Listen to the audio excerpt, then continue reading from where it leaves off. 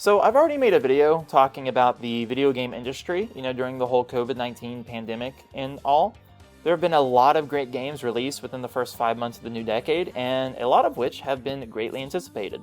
Personally, for me, one of those games that I heavily looked forward to and got to play was Persona 5 Royal. Persona 5 Royal is a, let's say, retelling or reimagining, if you will, of the original Persona 5 game that released back in 2017. You know, the game that Conan O'Brien did that thing with? Yeah, that game. The original Persona 5 was a story that takes place in modern-day Tokyo and follows the player character, Joker, after his transfer to Shujin Academy due to being put on probation for an assault of which he was falsely accused. During the school year, he and other students awakened to special powers, becoming a group of secret vigilantes known as the Phantom Thieves of Heart. They explore the metaverse, which is a supernatural realm born from humanity's subconscious desires, to steal evil intent from the hearts of adults. That, at least, is the description of the game that you will, find on Wikipedia. Persona 5, like all of the other Persona games, is heavily inspired by symbolism regarding psychology, philosophy, theology, and even mythology. These themes are constantly seen from the villains you face to the costumes of your characters. No joke. More on that in a future video. Persona 5 Royal looks to further enhance the story of the original, adding a whole new semester's worth of content and brand new characters with story-altering sequences. So, what are my thoughts? Well, let's get into it. Full disclosure, this right here and now is your spoiler warning. This video will cover my thoughts and impressions of Royal in its entirety, so if you don't want to get spoiled, then leave now. So, just, cat out of the bag, I'm going to go ahead and say that the rest of this video is not scripted. So everything from this point on is just coming from the little noggin of Crimson Jockey. And yeah, so in a nutshell, I'm going to go ahead and say that Persona 5 is definitely a game worth getting. All of the enhancements and improvements that they've added from the original game, it just, in my opinion, makes the game worth getting. Again, there's been a large number of changes that they kind of, added to Royal, be they big or small. You have the brand new character, the new school semester with the new palace, the Thieves' Den, the new hangout spot, Kochi Joji, Akechi's new social link. Multiple confidants have new cutscenes where they also interact with each other. For example, there was a cutscene that I got with Iowa and Futaba, which was the best combination imaginable. There's obviously new personas, new items, that whole deal, new enemies. All of your party members, all of their personas have a third tier form that you get from unlocking rank 11 with their social link. Because of the new semester, there's 2 new story endings. There's a new battle mechanic called Showtime attacks, which are basically all-out attacks, but for 2 specific characters. They're like one-on-one tag teams. There's the Will Seeds, which are collectibles that you can get in every palace. And then there's Josie, who's a NPC that will take your Will Seeds and give you items for them. Ammo now restocks after battle instead of after infiltration, which is a really good buff. Baton Pass is unlocked from the beginning of the game, which is also a huge buff. There's 30 new music tracks. I think there's either exactly 30 songs or there's roughly 30. If you get the Phantom Thieves edition of Persona 5 Royal, which is the huge bundle with the mask and the art book and everything, you get a CD of 10 of those songs. So, 10 is great. I would have preferred, all 30. I'm not sure. I don't think CDs can hold that many songs. Obviously, it depends on how long the songs are. But 10 songs, 10 songs isn't bad. And then there's more stuff too. Those are just the first things that come to mind. So, but despite all of that, let's just, that's kind of a summary of all the new stuff. So, let's actually talk about it, from the beginning. So, to kind of start off small, we're going to work our way up into spoiler territory. To start off small, let's go ahead and talk about the music. So, the new opening sequence obviously is new. The song with it is new. The opening sequence, I don't really favor over the original. I think it's too bright. The whole comic book aspect it's going for is a little too bright for me. The original, was a little dark, because it was supposed to be that way. And for this one, you know, because it's shining, it's royal, it's supposed to be dramatic, it's supposed to, you know, be golden and stuff like that. Yeah, so it's supposed to have that comic book aesthetic, you know, with the whole shine and glimmer on all the characters and all their actions. So it's good for what it's trying to do. I just personally don't like it as much as the original opening. Now, I like the song a lot. The song is really nice. But yeah, I'm not a huge fan of the opening. As far as the other tracks go, Out of Kindness is a really good theme for a dungeon. It's not really a song that I would listen to on repeat, but it's a really good dungeon/battle theme. It's probably one of my favorites in the game, up there with The Days When My Mother Was Gone. That's probably my favorite dungeon theme out of them all. Take Over, the new battle theme, which you get in the new semester, is great. It really is. It's probably one of my favorite songs, Take Over. Out of Kindness. There's a few other ones that were noticeable. What was the new... The new theme song is good. I don't think it's Take Over. I forgot what it's called. But, like, here's the thing, too.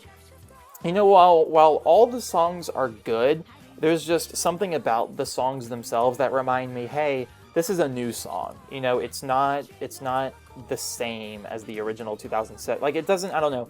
The songs for Royal don't blend in as well with the original soundtrack, you know, because the original soundtrack, you know, it was supposed to be like jazzy themed, you know, with a little bit of hard rock, you know, with like Rivers in a Desert. But for the majority of like the main themes, a lot of them were jazz focused, you know, because they're supposed to be this huge gentleman thief trope, you know, and it's jazz for whatever reason is just affiliated there. I think it has to do with like the relation to French culture. But anyways, whatever. That's a totally weird random tangent. But yeah, so like the music for me doesn't really click as well as the original soundtrack did. I will admit some of it has grown on me. Take Over specifically has. It took me a while to really like that song. That's now a song I can listen to on repeat.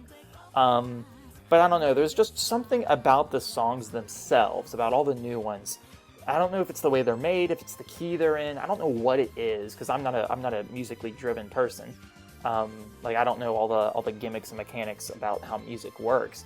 But there's something about the new songs that just screams to me. Or actually not screams, it whispers. It's this little voice that tells me, you know, these aren't the same songs. You know, it's not made the same way. It's not as nostalgic. It's not as, it doesn't click as much. And I don't know what it is about the new songs, but there's that. I mean, some of them definitely are good, and some of them do click with me. Take Over, Out of Kindness. The theme I'm starting to grow on, but as far as like the 30 plus songs go, you know, that are in the game, only so many of them actually stand out.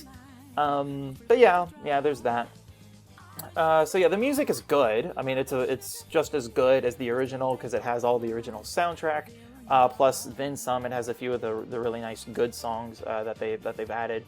So yeah, it's still. I mean, like people praised this game for its soundtrack. Out of the many things that they praised it for, its soundtrack was one of the highest ones. And it's still definitely shown. I mean, they didn't get rid of any of the older songs, so it's the same quality as the original songs, and then of course you have the few new good ones. So hey, I mean, new songs are new songs. So that's that. The new battle mechanics that they've added, you know, like showtime, ammo restock after battle, baton pass from the beginning of the game. I'll be completely honest, I didn't use baton pass in the beginning of the game. I waited until I got Hifune, or Hifume, whatever her name is, who's the chess, or no, not chess. She plays Choji, I think that's the name of it. I can't remember the name of the board game. But she's like this huge chess. She's basically a chess player, and she basically teaches you how to baton pass in battle, and so that's how you would get it in the original game. And then when you rank 10 her, all of your characters could baton pass, or no, not baton pass. I'm sorry, they could switch out in battle. It's not baton pass that they've added. It's just the ability to switch party members in the middle of battle. Not baton pass is at the beginning of the game. That's so stupid of me. I'm so stupid. Yeah, so again, you know, that's just little stuff like that. Now the showtimes are really cool because, you know, the showtimes add flavor to the characters because, you know, in the original game, it's about your relationship with all the other characters. You know, like when I was playing Royal, you know, I realized, hey, these little cutscenes that they've added, of An talking to Yusuke, just, as they were getting off of a train conveniently at a time, without the player character involved. Like it adds character to the Phantom Thieves, because it's no longer a group of kids that it's a group of actual legitimate friends, because, at the end of Persona 5, when you get thrown in jail, it's these kids who have nothing in common with each other. The only common denominator that they all had was you. Now, some of them are an exception, exception. An and Ryuji specifically, they were both directly affected by Kamoshida, so they have a relationship. But like all the other characters have nothing in common aside from you. So the whole Showtime bit isn't like a whole lot, like it doesn't add like a whole backstory of their relationships.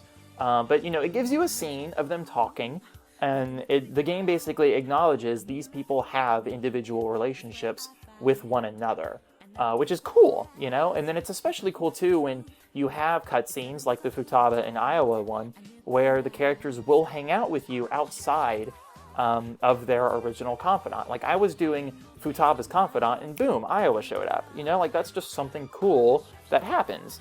So those little small sprinkles on top things were really appreciated because, by the end of the game, when you are thrown in jail, it's not just random teenagers who don't know anything about each other, and all, the only thing that they really have in common is the fact that they know you, and, that you helped them become Phantom Thieves.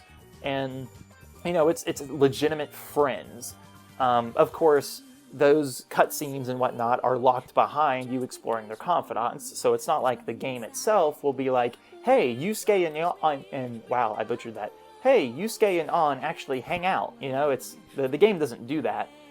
You have to go out of your way to enhance one of their social links, and then you might get that cutscene, So, and of course it depends on what you do, because at certain points when you don't, at certain points when you aren't able to increase the rank of a confidant, you're able to go out and do something with them. So you need to basically be at the right place and at the right time for an interaction like that to happen. So I don't know if there's a guide to, like what certain days you can have Futaba meet Iowa or have An meet Yusuke, for example. But all in all, I say this all to mean that the relationships between the characters, it was already great to begin with because you could do a lot with the characters, as in like with the player character, but, they've just done more to make the characters feel like real people. They're interacting with one another and not just the player character, which is cool. And it's really nice to see video games do that. For example, I'm not going to get into this a whole lot because I still plan on talking about this game in full in a future video, but for example, FF7. If you're walking around the streets of Midgar in FF7, or at least in the remake specifically, that's what I'm addressing here, there's a scene where you have this old grandma, and, Sector 7 or whatever is getting attacked, and one of the Shinra soldiers is telling the grandma, hey, let me escort you down the road, and the grandma's like, no, you shunny boy, I have a gun, I can take care of myself. I fought in the war when I was younger, and, it just adds a little bit of flavor and a little bit of personality to characters that otherwise wouldn't matter. Of course, with Persona 5 Royal and in Persona 5, all of these characters do matter because, you have confidants with them. But still, for the fact that games nowadays are doing that for characters that literally don't matter, it's nice to see, that characters that do matter are just getting more of that enhancement, which is always cool. So there's that. I'm trying to think of what else, I can really say without getting too far into the story, because I'm going to get into the story. I'm just wanting to talk about all the little stuff first. I guess we could talk about the will seeds. So, or I guess in turn we could talk about all the dungeons. So, they've drastically changed a lot of the dungeons. For example, if you played Persona 5 as much as I did, or my little brother beat the game a good 17, 18 times within a good month and a half. Whereas I played my initial playthrough, and then I did New Game Plus, and I basically, had fun with the game. And if I had my own PlayStation 4, I would go back and play it, but I don't. So, whatchamacallit? Oh yeah, so anyways, you can notice a lot of the changes from Persona 5 to Royal. A lot of the palaces are easier to go through, the puzzles and stuff. For example, Akumura, which is the whole spaceship one, the puzzle there is a lot easier. Same thing with Kaneshiro. With Kaneshiro being the bank, the whole issue there was once you got to the underground vault, you then had to collect all the passwords, and the passwords are super easy to get now, mostly because the enemies are weaker, so you can beat the enemy and then get the password and then go back to the original vault and then go and get the new password, essentially. So that's easier, but all of the boss fights do have new mechanics to them. For example, Kamoshida would summon students to throw volleyballs, and Kamoshida would then use the volleyball to deal a lot of damage to the player. So that's a new thing for Kamoshida. For Madarame, after you beat the whole portrait face thing, will summon multiple versions of himself, and each version has an element attached to it. So, some, like the fire Madarame is weak to ice, for example, or the electric one is weak to wind, or, whatever the typing is. So that was cool. I mean, they're really weak, so if you OHKO them, for example, with like a DLC persona, like use severe almighty damage to all foes, you'll instantly kill them all. It's a little cheap, but I mean, like, they're weak, so it's not that much of a challenge, and I played on hard mode. Not to gloat, but... so, I mean, like, that was there. It was a cool addition, but I OHKO'd it.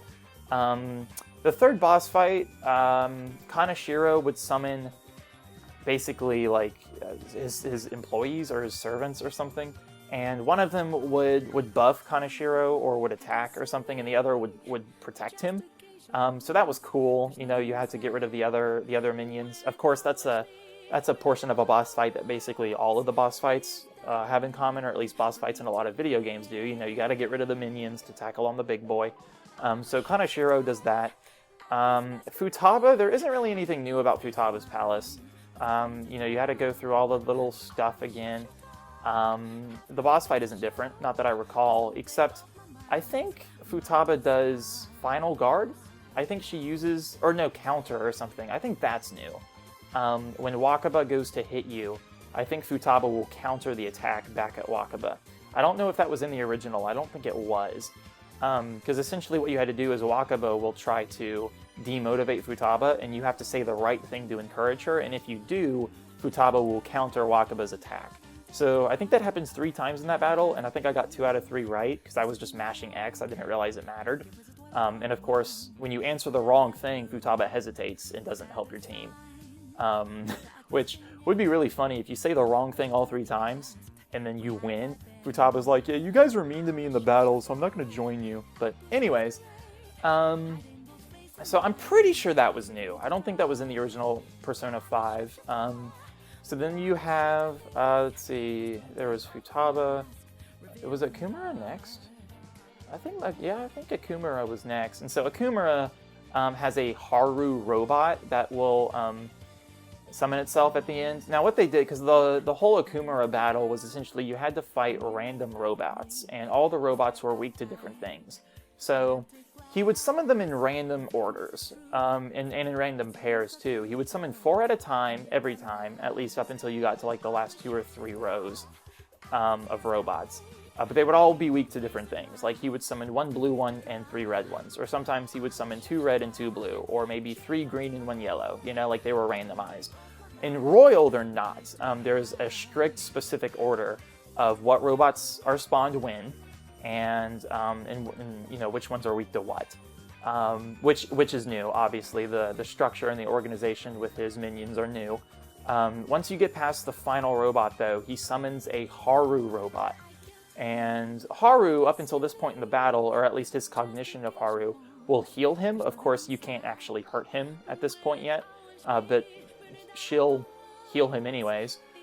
So yeah, after you get rid of all the robots, which are, of course, his cognition of his employees, he'll throw out his own daughter against you because he doesn't see his daughter as anything else. So he summons Haru against you, and if you don't beat Haru within 3 to 4 turns, she'll just explode. Signalizing, obviously, to the player that Akumura simply sees his daughter as someone, that he could throw away.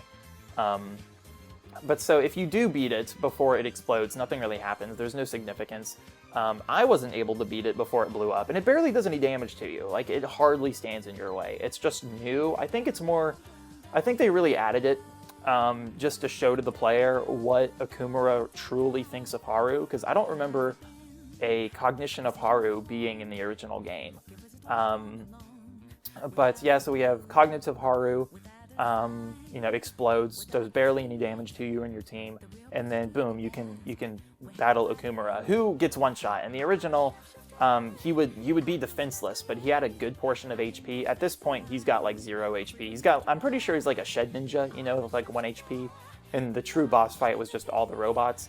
But yeah, so that's that. That's Okumura. And then, another thing is that they kind of also tease Haru a lot earlier. I don't remember in Persona 5, but in Royal, Haru is seen multiple times through the game. And you even talk to her a couple times. There's like this service day that the school does, which is one of the few times that you see Kasumi as well, which is the new character that we'll get into in a bit. But yeah, so Haru, you can talk to Haru during service day. You see Haru doing the plants and flowers and stuff before Okumura's boss fight, and yeah, so like I'm pretty sure you see her at least once every time you do a new palace. Like you see her once during Kamoshida, you see her once during Madarame, once during Kaneshiro, but like they're very obscure. Like sometimes she doesn't even say anything, and she's just sitting in the background, but you still see her, So that's new, because a big complaint about Persona 5 was that Haru kind of just was a shoo-in, like Haru doesn't have personality. She doesn't really do anything. And then boom, she's just there, and she's in your palace for or she's on your team for the one palace, and then she's basically useless. So they made her more noticeable, essentially, towards the beginning of the game, which is supposed to signalize to the player of, hey, this character matters, it's important. If that wasn't shown by the fact that they have a face portrait, but. So aside from that, yeah, the casino is alright. I don't really recognize any difference from the palace itself, but the boss fight's a little bit different. The roulettes will actually run elements, for example, because there's the whole bet thing. If you try and challenge her bet, you'll lose. But after you beat her bet once or twice by exposing her cheating, the roulette will actually turn into like all the numbers on it. Instead of being numbers and colors, they'll be elements, like Zyanga or Maragi, and stuff like that. Or Magari, I think that's how you pronounce it. Like the fire spell, the lightning spell, and stuff like that. And so if you land on it, essentially you'll deal damage to yourself. Of course, you can avoid that by not taking up her bet, if I recall the boss fight correctly, the mechanics of it. But that's basically the same. And then we have Shido's Palace, which I want to say was a little bit easier. The whole mouse thing, the whole transformation mouse thing wasn't as hard as I remember it being. So what I think they did on a mechanical level is they made shadow spawns a lot smaller. Like they just reduced how many shadows will spawn in waves, how fast they'll notice you. Stuff like that. And of course, like, I've never looked at the game's code, and I didn't play it, 17, 18 times like my brother did. And my brother, he's not a college student or anything. He's barely in high school. So, he hasn't 100% noticed all the nitty-gritty changes. And of course, again, I haven't looked at the code, so I don't know all the differences, like on a mechanical level between Persona 5 and Royal. But from face value, these are the things that I've noticed. And that my brother has as well. So, yes, we are totally qualified to be talking about this, even though it's just me here. But yeah, so Shido's Palace, basically the same thing.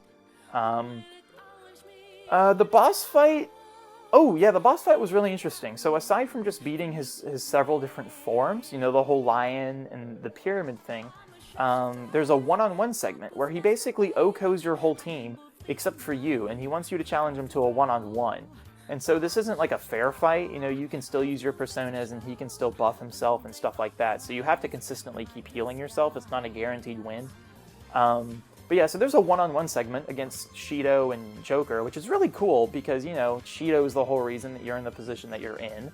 And here's the thing though, like, when I first played Persona 5, like, yes, I disliked Shido because the game makes you dislike him because, he's the guy that ruined your life. And all this and that. But I will say, it seems like that your team cares more about getting revenge on Shido than you do. You know, like, yeah, it sucks. He's the reason that you had to move out of your house, you know, get away from your family, start a new school. Like, yeah, I would be salty towards the guy, and I would have issues with him. But it honestly seems like Ryuji, or wow, I butchered his name, Ryuji, An, Haru, Makoto, Yusuke, and Morgana, you know, basically your whole team, you know, have more of a gripe with him than you do. And of course, you're the silent protagonist, so there's not really much you can say. But yeah, that was just something else I noticed. But it was cool that they gave you the one-on-one section. They made it more personal, which was nice. It felt better to beat him, you know, since you did it one-on-one. You know, it mattered. It made you feel like, hey, this is something that I should care about. This is something that I have an issue with, and I'm going to confront him one-on-one with it. So that's cool. Mementos isn't any different, at least I don't think so. I mean, all the palaces are a little bit different because they had to utilize that grappling hook somehow. So Mementos has a few sections that you can access with the grappling hooks. The puzzles are the same. I don't remember the boss fight being any different. I don't think the Holy Grail was any different. Of course, the first time you battle it, you can't beat it. So using any kind of items or anything on it is useless. You just have to stay alive. Even the second time you beat it, I don't recall there being any differences. And the Yaldabaoth, or Yaldabaoth boss fight, I don't think is any different either. You know, he just summons those arms, which are all weak to different things. And then once you do that, you can battle all the arms at once and then fight him himself. But there's that. So yeah, and then of course that's the main game. And then through every... for every palace up to the main game, up until Mementos doesn't count, but they have these items called will seeds, which you can collect. And when you collect all the will seeds, they'll form into crystals. So for example, for Kamoshida, if you get all will seeds, you get the Crystal of Lust, which will give you some sort of ability. But if you take it to Josie, he'll turn the crystal into a ring, and the ring will give you a different ability. However, once you make it a ring, you can't have the crystal version. So there's going to be some ones that you want and some ones you don't want. Of course, when you, for example, if you finish or leave a palace without collecting all the will seeds, instead of, I mean, obviously you can't go back to Kamoshida's palace after you beat him, but you can go to Josie and you can buy the will seeds from him using his own currency. And they're super expensive for his currency, but you know, like once you buy all of them from him, he'll instantly transform it to you. So basically, you're stuck with the rings. Like once you get all the will seeds, you can't get the crystal versions anymore. If you take them to Josie, you're stuck with the ring version. But some of them possess really good abilities. Kamoshida's Ring of Lust grants 100% HP regen for any one of your party members and an attack buff.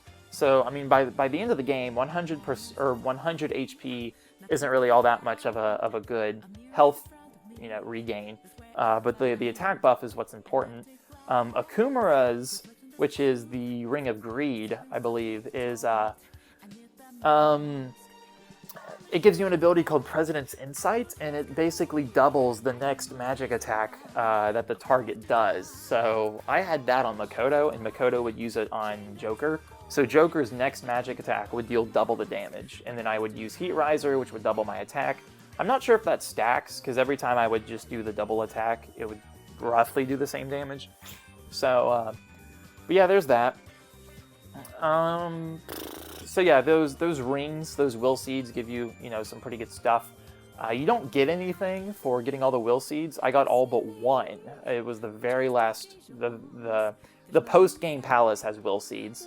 And I got all but one. And of course, I don't know what that last will seed does as far as the ring is concerned.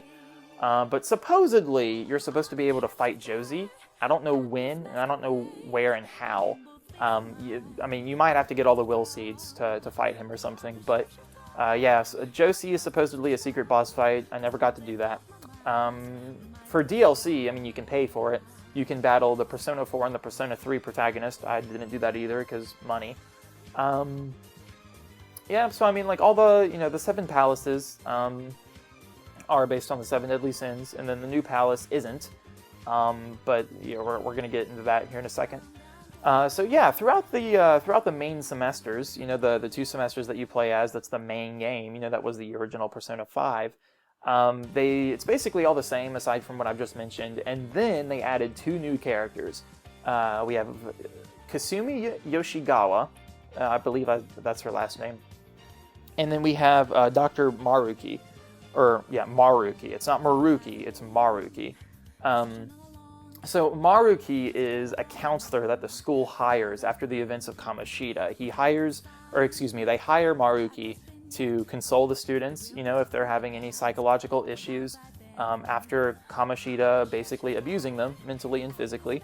The counselor is there to take care of everyone, and he's a really great character. I gotta say, I was looking forward to doing his rank 10, or just his confidant social link, because I was interested in the concept. I was like, okay, they're bringing this character for this reason, and that's going to be cool, and he's optional, of course, to hang out with him.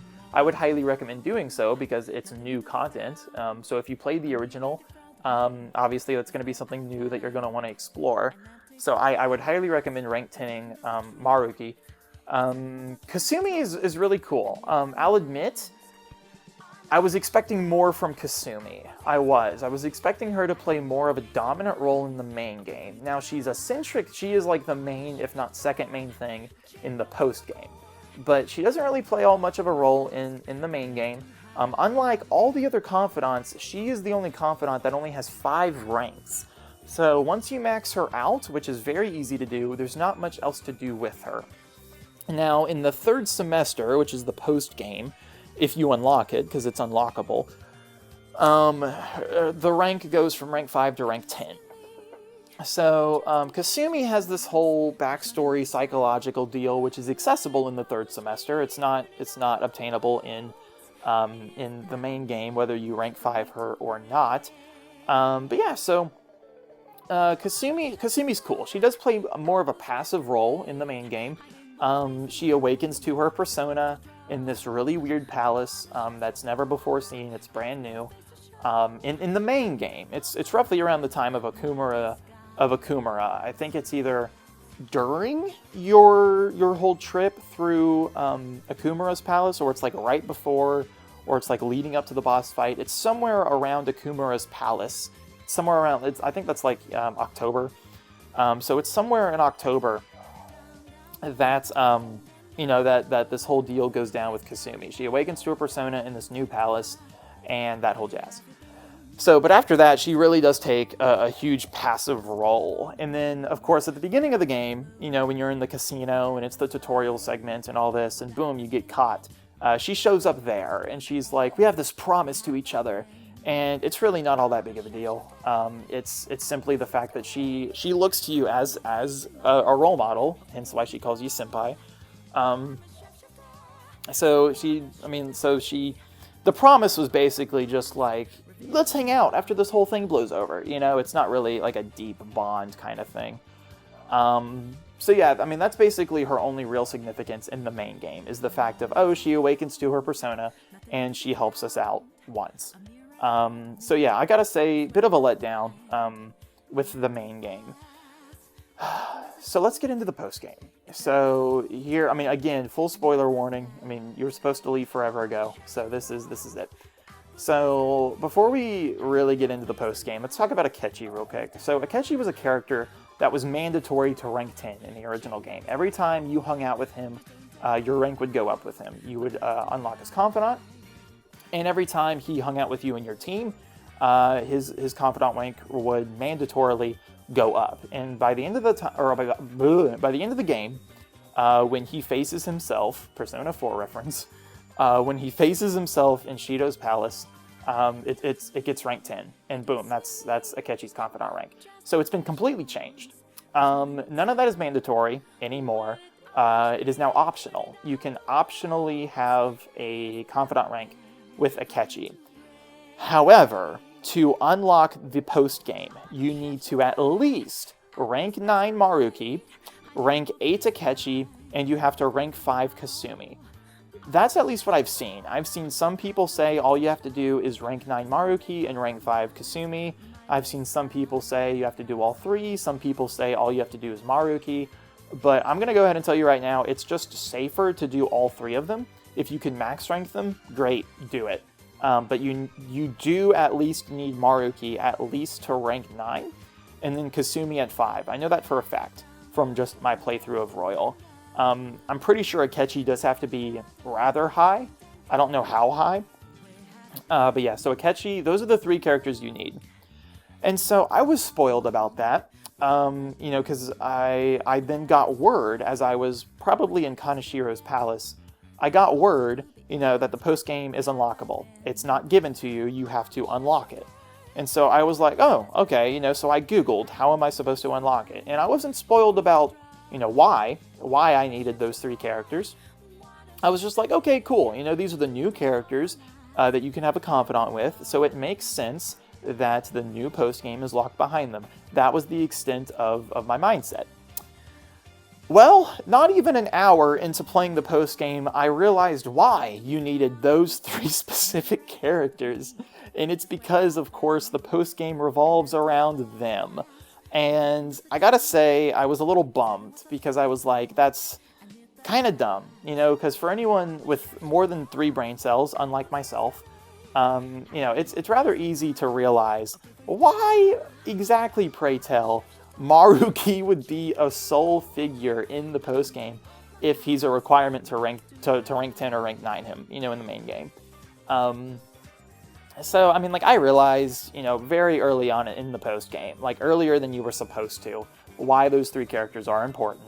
And I was a little bummed out because I was like, oh, you know, that's kind of a cop-out, you know, because it's just like, that was the easy way to take the story. It's still a good story. What they do with the post-game, and yeah, I'm going to talk about it in detail here in a second. What they do with the post-game is good. It adds an interesting twist of flavor of dialogue. It really does, especially in context of the narrative to the main game. It's like a complete 180, and we'll talk about that here in a second too. But yeah, I was a little bummed out because I was already bummed about Kasumi not really taking an active role during the main game. Of course, she takes a main role during the post game, but so does Maruki.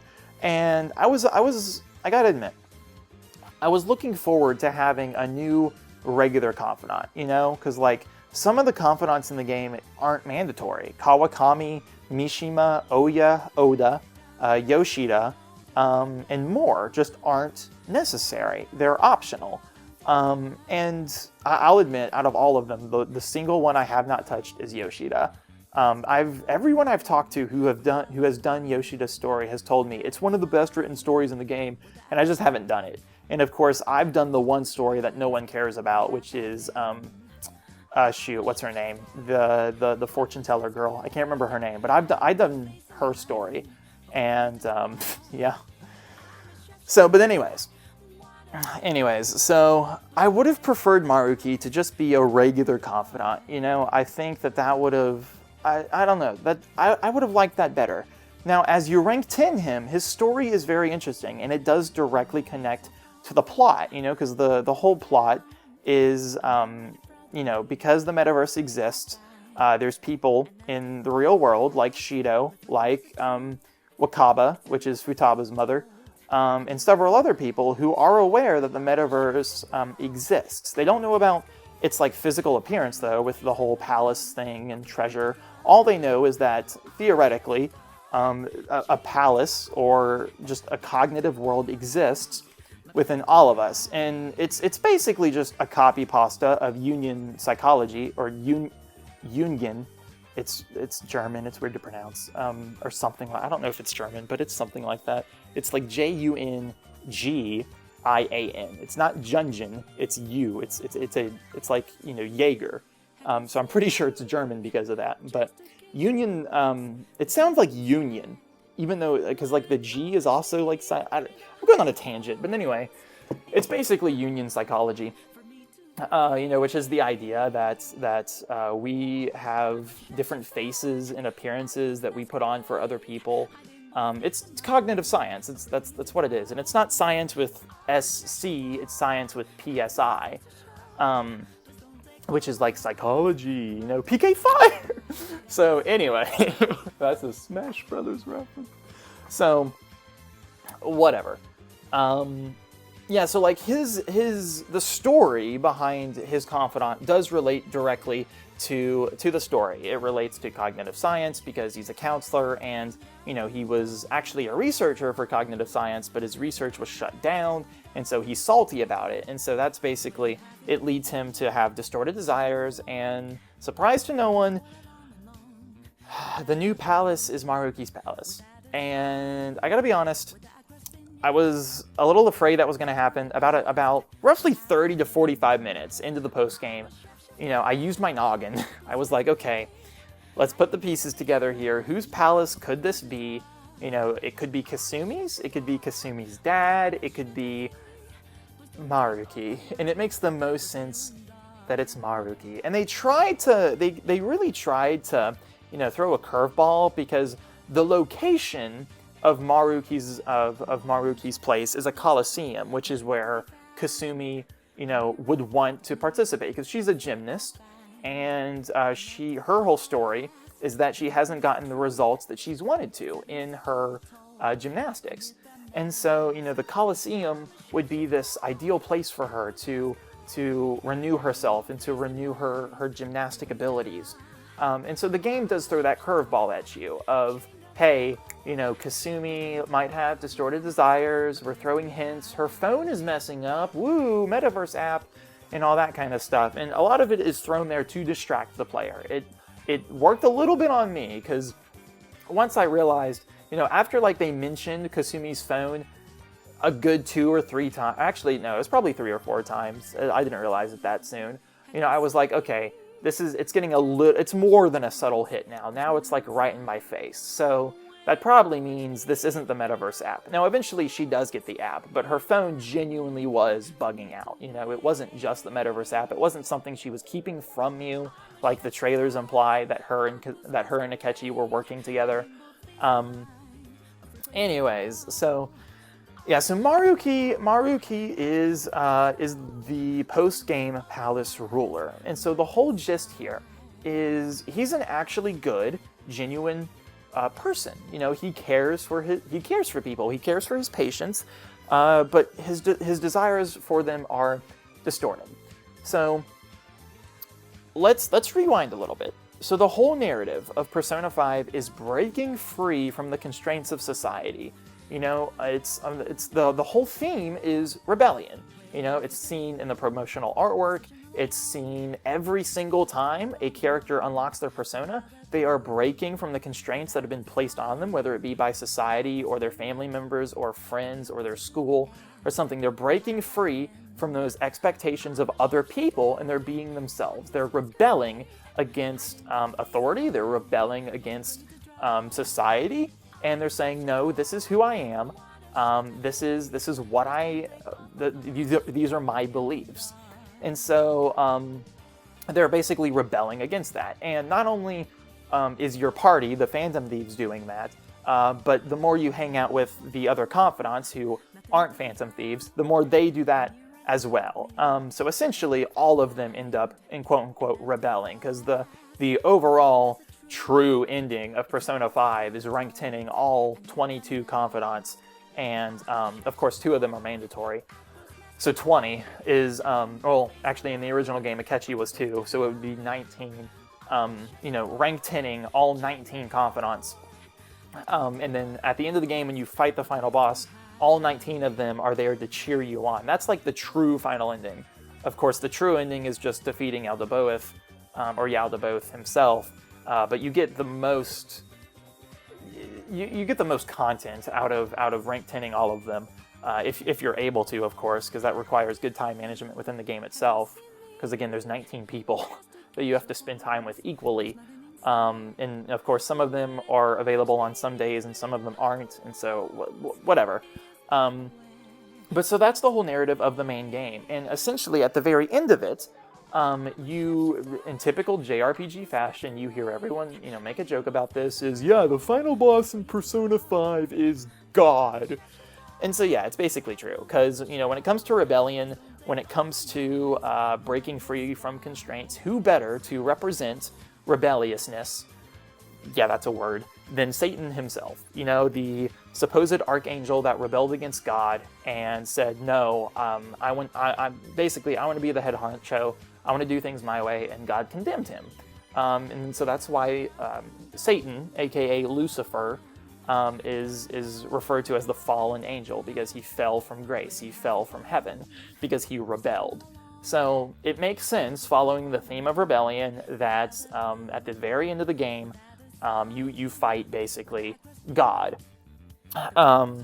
Essentially, like it's a reference. Yaldabaoth is a reference to the Apocrypha, which is a non-canonical group of books from the Bible that the Catholic Church uses that Protestants don't, and neither does people of Jewish culture. But whatever. That's like huge theological history right there. Boom, bombshell. Anyways, regardless of that, so Yaldabaoth is a reference to the Apocrypha, because in the Apocrypha, it references Yaldabaoth. It references Samael, which is who Shido was supposed to represent, and then there was Kamek, I believe, is the third reference, which is supposed to represent the Fool, which is of course who you, the player character, represent as far as the Arcanas are concerned. You're the Fool. So there's that. But yeah, so God is supposed to be the final boss, and then you break free from the constraints that even God puts on you, you know, and it's free will, essentially.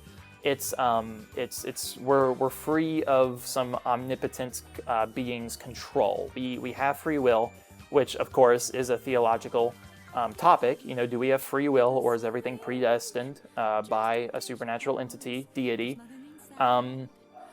And so, you know, a lot of Christians and people of religious culture debate different things. Some people debate that, no, we don't have free will. Everything is predestined. Calvinists specifically believe that. And even Presbyterians to an extent, I think. And then we have... and then, of course, for example, non-religious believers will more or less pick the free will route. Some of them will anyway. A lot of the New Age people will say, no, we're all just, you know, gonna die, and that's what's predestined by the laws of random nature. Yeah. So this is like loosely transliterated, you know, theology with Crimson Jacques, very, very loosely all put together. But anyways, the whole point that I'm getting at here is, yeah, that's kind of the narrative of the main game. Well. The narrative of the post game is like a complete 180, because, you know, the narrative of the main game is rebelling against God, which is more of like an atheistic, agnostic approach to life. You know, it's we don't need a God to tell us, or to give us ideals, to tell us what to do. We can kind of come up with stuff on our own. God was a concept of the olden days that helped them get by because they didn't have science. Now we have science. Now we have things to explain things. We don't need some fabricated supernatural story. And so we're gonna rebel against that old ideology. We're gonna come up with our new stuff, and boom. Church of Scientology, not really, but boy, wow, I'm digging my own grave with this video. It's whatever. But anyway, so within Judeo-Christian topics, discussion, essentially, you have what is called the problem of evil. And so the problem of evil is the agnostic, atheistic question of if there is really an all-powerful, all-just, all-loving God, such as the Judeo-Christian God claims to be, why is there evil in the world? Because surely, if there was a all-powerful, all-just, and all-loving God, then such a God would eradicate all evil, all death, everything that is bad, and everything would be hunky-dory, happy Swayze. You know, everything would be positive. And so the typical Judeo-Christian response to that is, well, he's given us free will, which in my opinion is probably the best way to respond to that question, is if we were, God gave us free will. You know, we have the fall of man, we have Adam and Eve, We have Eve, rebelled. Eve rebelled against the rules of God, and Adam, or not really Adam. Actually, the two of them rebelled. They both ate of the fruit, and then they got the knowledge of good and evil, and then they became, quote unquote, like God in knowing what the difference between good and evil was, and then they fell from grace because supposedly they were made perfect prior to eating of the fruit. Ignorance is bliss, they say, which is probably true for Adam and Eve. So, man, this is horrible. This is the train wreck of a video, but we're pushing through it, guys.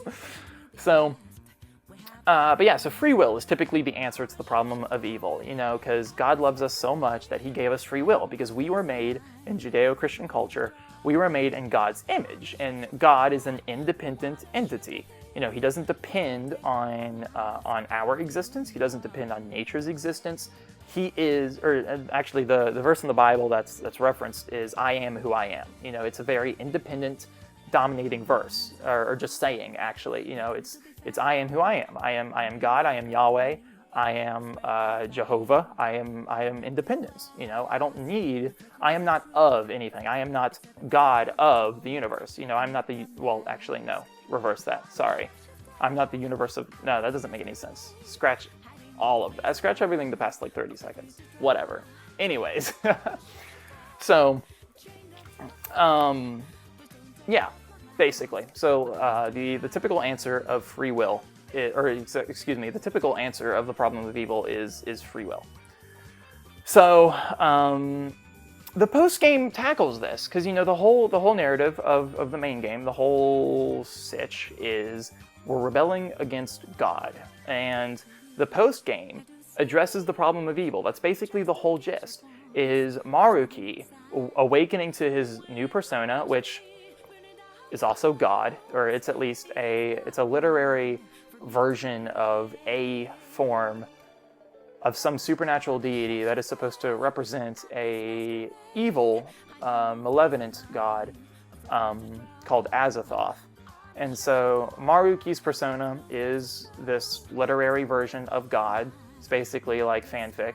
It's basically this fanfic version of God named Azathoth. And Maruki's persona is that.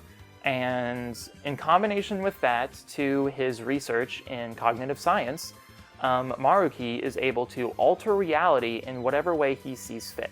And remember, Maruki is a genuinely good guy. He is. If you rank 10 him, you'll grow to like him as a character. He genuinely cares about the students. He genuinely cares about people's problems. Now, he's got a few problems of his own, such as his ex-wife or his ex-fiancée, girlfriend, whatever that dynamic was. She had severe PTSD, and from some severe accident that I don't really feel like talking about right now.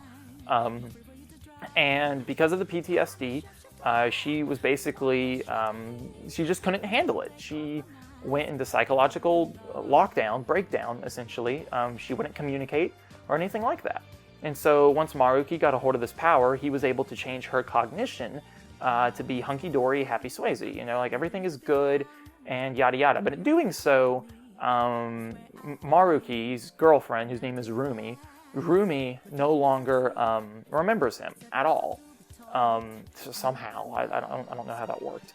Because if everything would be happy-dory, then you would think that they would be together. But whatever. So she no longer remembers him, and he's okay with that. He's not salty about it. He's accepted it. And so he kind of takes up this whole ideology of, if I can't be happy, I'm going to do whatever I can to make sure everyone else is. And that's a genuinely good, moral, or I'm going to say good in this objective stance of like good means benefactory to the masses, which is a form of utilitarianism, which is very flawed. But he takes this very utilitarianistic approach to life in all aspects and areas, essentially, to where something is good if it benefits the majority. This can be seen in his palace. There's a part in his palace where there's this questionnaire, and the very first question he'll ask you is, so imagine that your friend is in trouble, okay? Like they're getting beat up or bullied or something, right? What do you do? Do you go try and help yourself personally? Or do you go get professional official help? Like you go get a police officer or a teacher. You go get someone else to help. So Maruki asks, what do you do? And neither question or neither answer is entirely right or wrong, and there's multiple NPCs in these questionnaires that will actually give you their opinions. There's one NPC that'll tell you, well, I want to go do it personally. And then there's another NPC who says, I want to go get official help because I don't trust myself in that area. I don't think I'm capable of individually being able to help my friend in that scenario.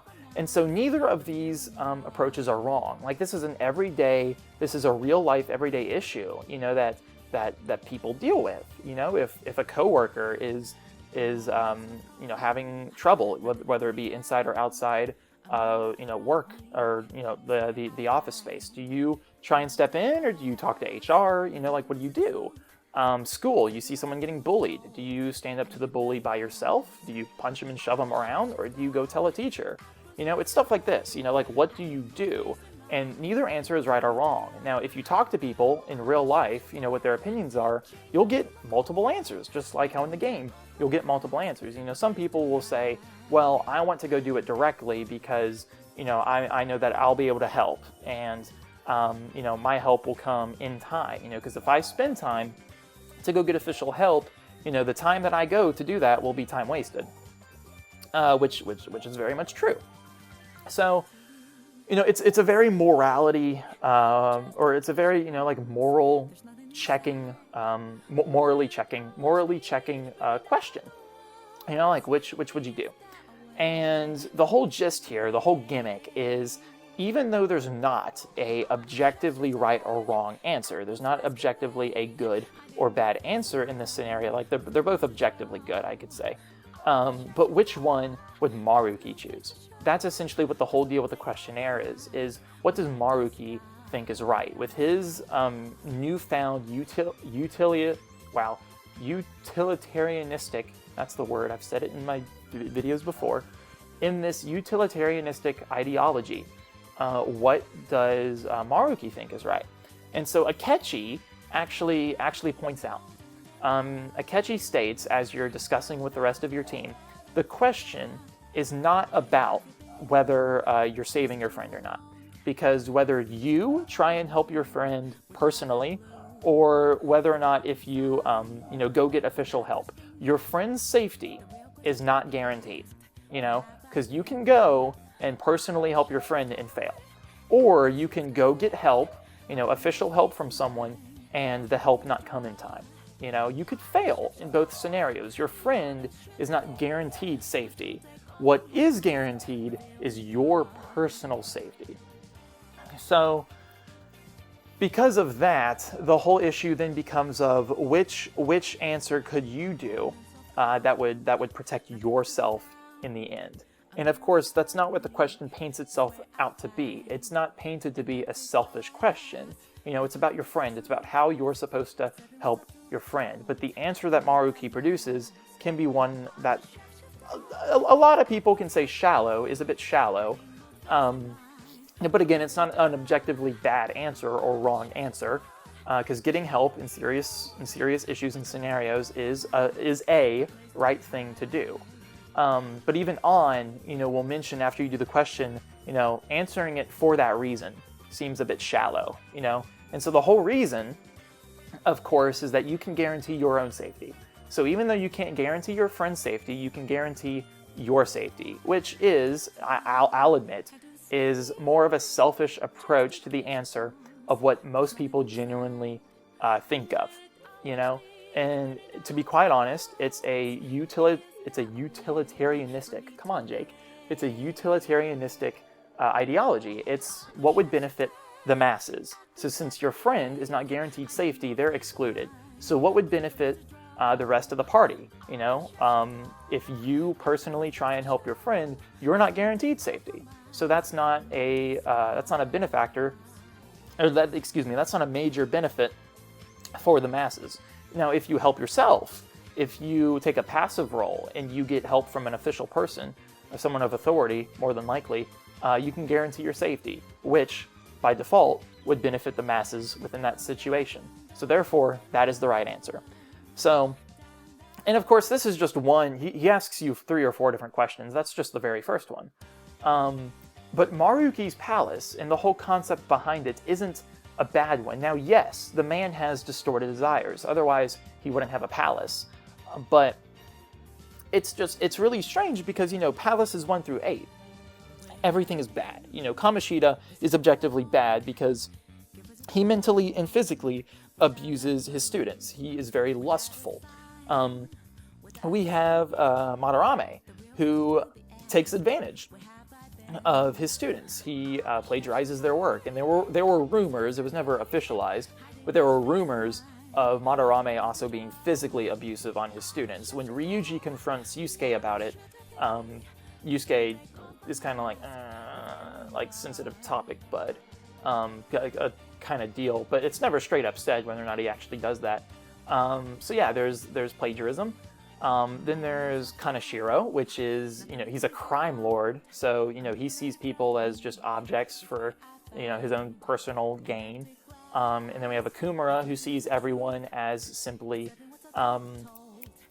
employees, as machines working for him, even until they just pass out and ultimately die. We have Futaba, who, basically self-loathes in her own hatred for herself because she blames her for her mother's death. So these are all bad things. And then we have Shido with pride, and we have Nijima with what was hers? What was her sin? It wasn't wrath. Futaba was wrath. I forgot what she's supposed to be. Envy. She's supposed to be envy. Because she's envious of her coworkers having a better record when it comes to judicial systems than her, simply because she's a woman. So yeah, she's envy. So we have these 8 palaces that are all, bad things. The people whose palace they are is bad. They have distorted desires. They're lustful, they're envious, they're prideful. But then we have Maruki. I almost said Maruki. Then we have Maruki, who is kind and he's generous, but he's taking away free will. So essentially, he's bringing the solution of the problem, or no, he's basically just bringing the problem of evil to the game. It's like, okay, what if we lived in a world where there was no sorrow, where there was no pain, where there was no death? Okay, what if we lived in an all good world? Well, you take away free will. That's basically what the game answers to that, which would be the answer of the problem of evil. At least that's the answer that a lot of people typically answer with is, well, free will. If we have a perfect world, we would not have free will, and that's like a huge thing. That's a huge big deal within Judeo-Christian ideologies, and even a lot more secularist ones. But anyways, so yeah, the post game directly reflects the problem of evil. It directly affects, reflects. It directly reflects the solution and the problem to the problem of evil. So that's a huge philosophical thing. That's basically half of my philosophy in Persona 5 video right here. I could just copy pasta this whole portion from this video to that one. Not really, just kidding. But anyways, so yeah, Maruki. Yeah, so that's that. And then of course we have the whole plot twist about Kasumi actually not being Kasumi, and she's actually her younger twin sister, and her cognition was distorted because of Maruki wanting to help her. And so after dealing with the death of her older sister, Sumire went into PTSD, similar to Maruki's girlfriend, and with his newfound powers, wanted to be nice. And it basically distorted reality for Kasumi and Kasumi only, to where she thought that she was Kasumi instead of Sumire. So it's this whole identity crisis thing with Kasumi / Sumire. And then Akechi plays a bit of a role in it too, because he with Maruki making this whole new good world, Akechi never dies because there's no more death. So Akechi never dies, and instead of you going to jail on Christmas/New Year's, Akechi actually takes your place, and you're able to live the entire month of January and February as if you were never, or no, just January, as if you were never imprisoned. And then so after questioning, the people question Akechi for his crimes and for Shido, they just let him go. And Akechi leaves, and he's like, what the heck? And so he comes up to you, and he's like, okay, reality's a little weird. And then this is the part in the story where Wakaba, Futaba's mother, is alive, where Morgana is a human instead of a cat. In situations like this, too. And so you and Akechi are like, this isn't right. Something is off here. This isn't normal. Like, yes, these are good things, but something is wrong, And so Kasumi ends up seeing Maruki's palace again and invites you and Akechi to go figure it out. So the three of you go, and you realize that it's Maruki's palace, and that Maruki is actually, distorting reality as a whole. Yeah. Whew. So, yeah. But, yeah. So, to be completely honest, this is what I was talking about earlier when I was saying that, they kind of did take the easy way out with the story, because they added a new character, and they make that character, they added two new characters, they added, Kasumi / Sumire. Whatever name you prefer. We could just call her Yoshigawa-kun-san. I don't know what the proper suffix is for a female younger student in Japanese, but whatever. Yoshigawa. We could just call her Yoshigawa. And Maruki. Those are the brand new two characters, so it makes sense that they would affect the story in some way, shape, or form. And personally, I felt like just having Maruki play a normal confidant role in the story, like Kawakami, like Oya, like Yoshida, and etc., would have probably been the better way, because, you have a lot of people who played Persona 5 who are like, yeah, Kawakami's, the best confidant, and yeah, Oya sucks, and stuff like that, because, some of the confidants, the benefits that they give you don't really matter in the end, like Oya's, for example. But, some of them are incredibly useful, like Kawakami's. But yeah, just having a brand new regular confidant that, truthfully, everyone could enjoy, because there was nothing wrong with Maruki. He was a very interesting character, being a counselor, and that being his sole role. I personally prefer that. Now, I do realize that if you take away that whole aspect of Maruki, then boom, post-game is canceled. You have no palace, you have no bad guy, and etc. So I think that they could have maybe structured it a little bit better. Now, I do like the whole theology behind it. I like the mindset that they have behind, hey, problem of evil, hey, free will, hey, Maruki. I like the idea, I like the motives behind Maruki. I just would prefer Maruki to not be the bad guy, because it's not really this whole oh no, this character I love so much is actually a villain. No, it doesn't have that impact, mostly because it's a requirement, getting him rank 10, forcing yourself to spend time and to enjoy this character is a requirement to unlock the post game. So it's kind of, spoiled then and there. B, I don't know, I'm just making a genuinely good character bad for the sake of being bad, or not even bad, just distorted. Making a genuinely good character distorted for the sake of being distorted is Now, I love the motives. I love the motive behind Maruki. The whole, I want to create a world, free for all, where everyone can live in peace and in life, in prosperity. I love the motive. I just wish it was a different character. It probably would have been cool if maybe Akechi got a palace. I know characters having palaces and personas doesn't really make sense, as we can see with Futaba, but Maruki does. So, that's because he distorts reality to where he's able to do that. But regardless, I think Akechi having a palace probably would have been really cool. And Akechi, coming back. Because, while Akechi was a very interesting character, in my opinion, despite how people say he's a one-note villain or one-note antagonist, Akechi kind of got the short end of the stick. in my opinion. You know, he's clearly the traitor from the very beginning.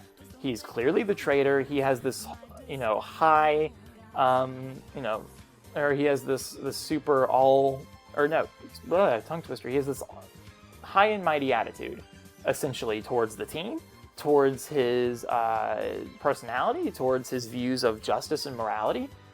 He's very cocky. He's very confident in his abilities and in himself.